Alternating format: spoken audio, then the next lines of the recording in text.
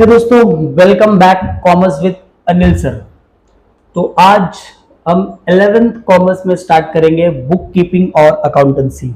दोस्तों यार, इकोनॉमिक्स का जो वीडियो है अभी वो मैं कल अपलोड करूंगा, कल नहीं तो परसों, क्योंकि इकोनॉमिक्स का एक दो वीडियो मैंने रिकॉर्ड किया था बट टेक्निकल एरर की वजह से वो ठीक नहीं हुआ। तो चलो आज फिलहाल हम शुभारंभ कर देते हैं हमारे बुक कीपिंग और अकाउंटेंसी का। तो दोस्तों, बुक कीपिंग और अकाउंटेंसी में हम पहला चैप्टर शुरू कर रहे हैं जिसका नाम है introduction to bookkeeping and accountancy. तो फिलहाल आज हम सीखेंगे कि बुक कीपिंग क्या होती है, फिर बाद में हम सीखेंगे कि अकाउंटेंसी क्या होती है। तो अगर हम बुक कीपिंग बात करें, बुक कीपिंग का मतलब क्या होता है? किसी भी बुक को संभाल के रखना, उसको हम बोलेंगे बुक कीपिंग। राइट, बड़ा सिंपल पॉइंट है कि बुक कीपिंग को संभाल के रखना, उसको हम क्या बोलेंगे? Book keeping. बट क्वेश्चन ये बनता है कि किसी भी बुक को आप क्यों संभाल के रखोगे? वाई, हमें जरूरत क्या है किसी भी बुक को संभालने की? तो चलिए इसका एक एग्जांपल लेते हैं। और एग्जांपल क्या है कि सपोज एक लड़का बेचारा गणेश, ठीक है, और गणेश जो है पढ़ाई लिखाई में उसका उतना मन नहीं लगता, लेकिन बिजनेस में इसका मन बड़ा लगता है, बिजनेस में दिमाग तेज है, ठीक है। तो ये बंदा दिन भर अपने दोस्तों के साथ रहता है लेकिन दुकान पे बैठा रहता है, दोस्त की दुकान है वहां पे। उसके फादर ने समझाया कि भाई पढ़ाई वढ़ाई करना है कि नहीं करना है, लेकिन गणेश का मन नहीं था। उसके फादर को समझ में आ गया कि बंदा ज्यादा पढ़ेगा नहीं। तो गणेश ने बोला काम कर भाई, तो वैसे टाइम पास कर रहा है। तो गणेश के फादर ने बोला तो वैसे टाइम पास कर रहा है, चल तेरे को मैं दुकान ही डाल के देता हूँ। गणेश बड़ा खुश हो गया। तो गणेश के फादर ने उन्हें एक किराने की दुकान डाल के दी और उसको बिठाया भाई। तो बढ़िया एक दुकान डाल के दी किराने की, एक नया लोकेलिटी में देख के जहां पे कोई कॉम्पिटिटर नहीं था। और मंगलवार का दिन नारियल फूटता है, गणपति बप्पा मोरिया, सब कुछ अच्छा हो रहा। और हम फिलहाल गणेश भगवान का नाम लेके गणेश किराना स्टोर ओपन हो जाता है और ग्राहक आते हैं, क्योंकि लोकेलिटी में कोई और शॉप नहीं थी, गणेश की शॉप थी। तो गणेश जो है पहले 15-20 दिन एंजॉय कर रहा लाइफ, कोई इशू नहीं है, क्योंकि जो भी उसके पास ग्राहक आ रहे हैं वो सारे के सारे लोग कैश पे उससे गुड्स एंड सर्विसेज खरीद रहे हैं। सर्विस तो फिलहाल है नहीं, इसके पास कैश है, गुड्स है। तो जो भी ये ट्रांजेक्शन हो रहा है वो सारे के सारे किस पे हो रहा है? कैश पे हो रहा है। और गणेश को अच्छा लग रहा है, बड़ा मजा आ रहा है उसको, ठीक है। लेकिन 15 to 20 डेज इंडिया वालों के लिए काफी होता है, लोगों से जान पहचान बनाने के लिए। तो इन 15 से 20 दिनों में जो मोहल्ले के आसपास के लोग थे उनकी गणेश से काफी अच्छी जान पहचान बन जाती है। और आपको पता है कि हम इंडियन है भाई, हम जान पहचान बनाने के बाद 15-20 दिन वो भी रुकने के बाद तो हम उधारी तो मांगने ही वाले हैं। ये फिक्स है कि खाते में लिख लेना, कल दे दूंगा, परसों दे दूंगा, महीने की 1 तारीख को दे दूंगा। ये हम करते ही करते हैं और ये होता ही होता है, क्योंकि हर बिजनेस में आपको उधारी देनी पड़ती है। तो अब गणेश के पास जब तक तो कैश पे ट्रांजैक्शन हो रहा था तब तक तो कोई इशू नहीं हुआ, लेकिन जैसे ही क्रेडिट ट्रांजैक्शन होना शुरू हुआ, पहले तो अच्छा लगा क्योंकि पहले किसी एक ने उधारी लिया, गणेश को नाम अमाउंट याद था। 2 ने उधारी लिया, नाम और पैसा याद था। 3 ने उधारी लिया, 4 से उधारी लिया, उनको गणेश को सारी चीजें याद थी।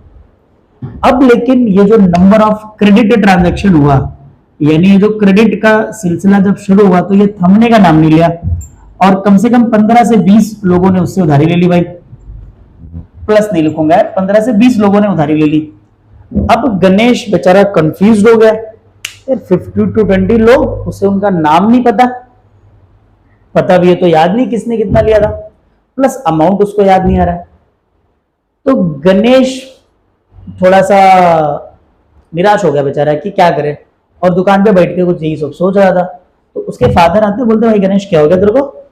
15 भैया बड़ा खुश था, आज उदास क्यों लग रहा है?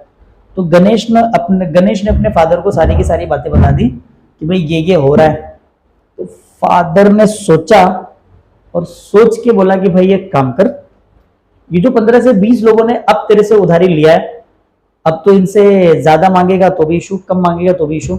एक काम कर, मांग मत, खाली इतना बोल देना आपका पैसा जो बाकी दे देना, तो जितना दे देंगे चुपचाप से रख लेना। लेकिन नेक्स्ट टाइम के लिए एक बात याद रख कि तू ना एक नोटबुक बना ले भाई ऐसी, ठीक है।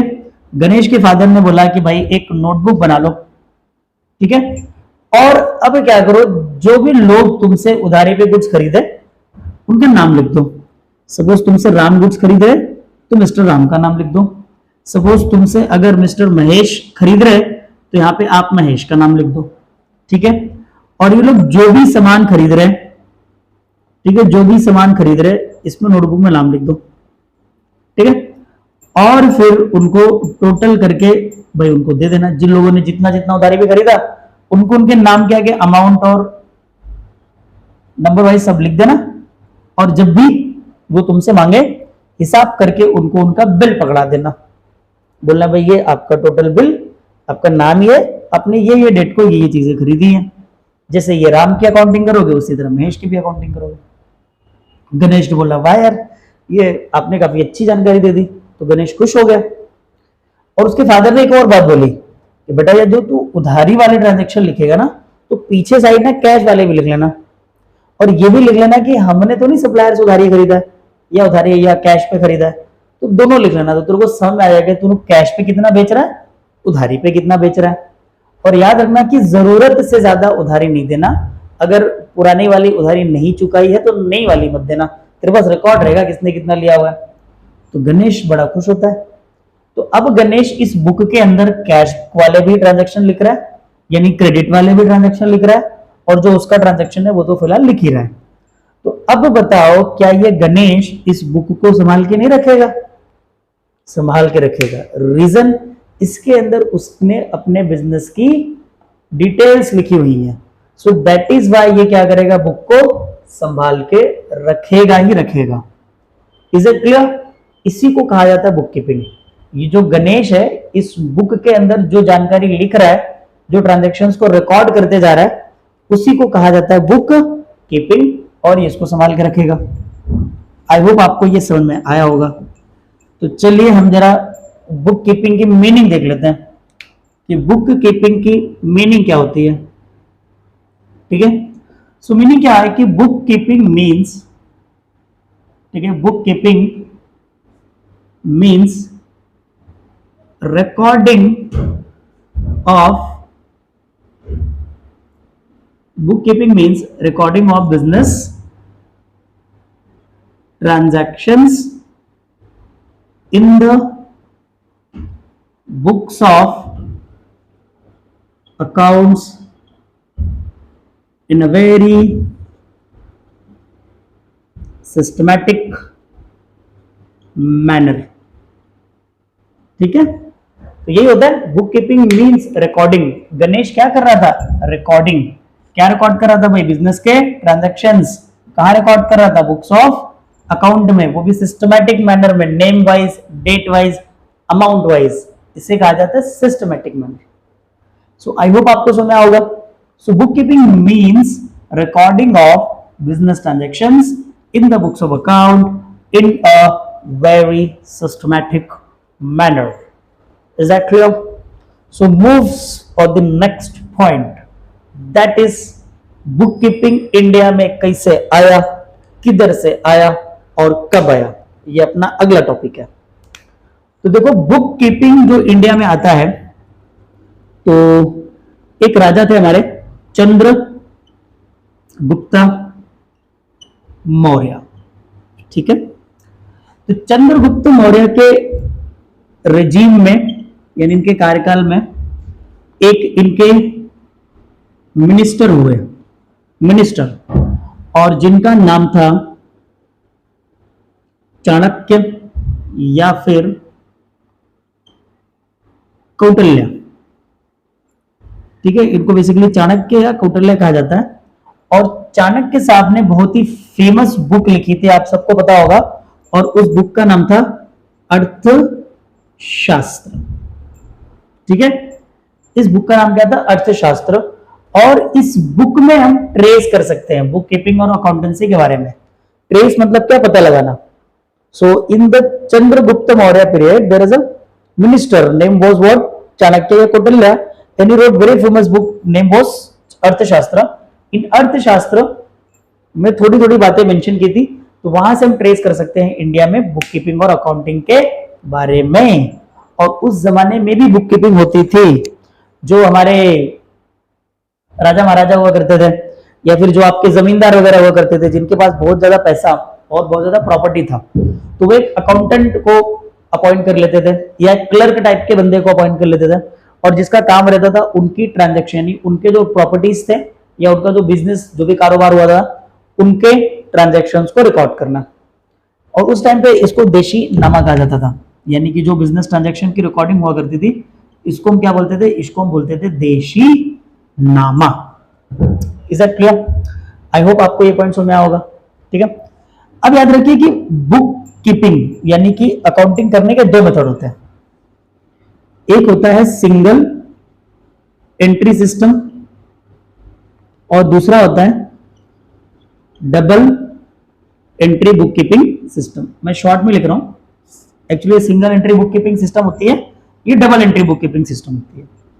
शॉर्ट में लिखा इसलिए मैंने इसको सिंगल एंट्री डबल एंट्री लिख दिया।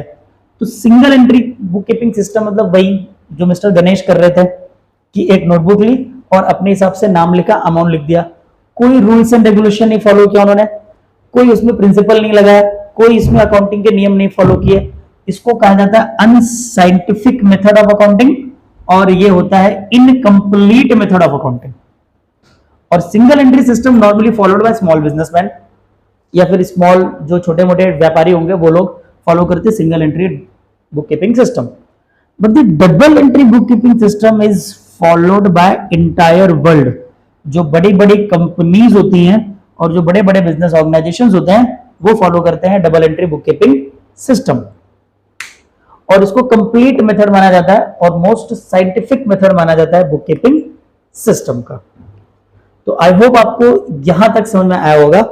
इसके बाद की जो कहानी है वो मुझे आप लोगों को सुनानी है, लेकिन वो मैं आप लोगों को सुनाऊंगा नेक्स्ट लेक्चर में, क्योंकि वीडियो की लेंथ बहुत ज्यादा बड़ी हो जाएगी, शायद बोर भी हो जाए आप लोग, लेकिन यार मैं बोर तो करता नहीं हूं। आई होप यहां तक आपको सुनना होगा। तो मिलते हैं हम लोग नेक्स्ट लेक्चर में, और नेक्स्ट लेक्चर में हम इंट्रोड्यूस होंगे मिस्टर लुक्का डी बार्गो पसिलियोली से, जिन्होंने ये एहसान किया हम पे कि double entry book keeping system बना दी, जिसकी वजह से तुमको ये पढ़ना पड़ रहा है। ओके, तो मिलेंगे नेक्स्ट लेक्चर में। So bye bye and take care, और स्वस्थ रहें, मस्त रहें और पढ़ाई में व्यस्त रहें।